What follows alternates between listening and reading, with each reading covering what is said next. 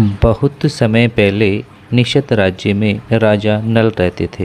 राजा नल बहुत न्यायप्रिय और वीर थे।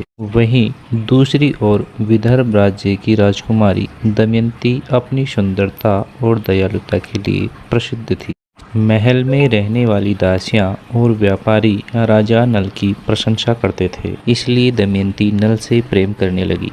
राजा नल ने भी जब दमयंती की सुंदरता और गुणों के बारे में सुना तो वे उनसे प्रेम करने लगे।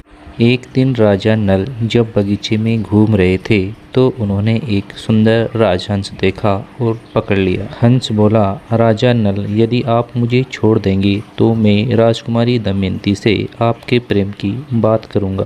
हंस के कहने पर राजा नल ने उसे छोड़ दिया। हंस उड़कर राजकुमारी दमयंती के पास पहुंचा और बोला, राजकुमारी, इस दुनिया में आपके योग्य कोई है तो वह राजा नल है। राजकुमारी ने नल को अपना जीवन साथी मान लिया। दमयंती का स्वयंवर रखा गया जिसमें राजा राजकुमार आए। देवता भी दमयंती से विवाह करना चाहते थे, इसलिए उन्होंने नल को संदेशवाहक के रूप में दमयंती के पास भेजा। राजा नल देवताओं के संदेश को दमयंती के पास ले जाते हैं, लेकिन दमयंती ने ऐसा करने से मना कर दिया।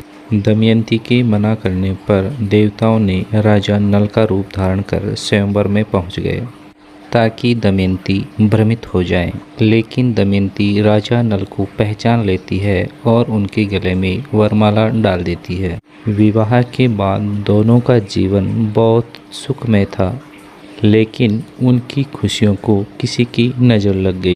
कलयुग नामक दुष्ट शक्ति ने राजा नल को जुए की लत में फंसा दिया। राजा नल सब कुछ हार गए, इसलिए उन्हें दमयंती के साथ में जंगल में जाना पड़ा। महल में रहने वाले राजा रानी अब कठिनाइयों का सामना कर रहे थे। दमयंती कष्ट न सहे, इसलिए राजा उन्हें एक दिन जंगल में सोता हुआ छोड़कर चले गए। जब दमयंती जागी तो राजा नल को पास न देखकर फूट फूट कर रोने लगी और जंगल में भटकती रही। राजा नल भी बहुत दुखी थे। उन्होंने नई विद्याएं सीखी और अपनी गलतियों पर पछतावा किया। कई वर्षों के बाद में दमयंती ने अपनी बुद्धिमानी और सच्चे प्रेम के कारण राजा नल को पहचान लिया। राजा नल ने फिर से अपना राज्य जीत लिया और दोनों ने नए जीवन की शुरुआत की।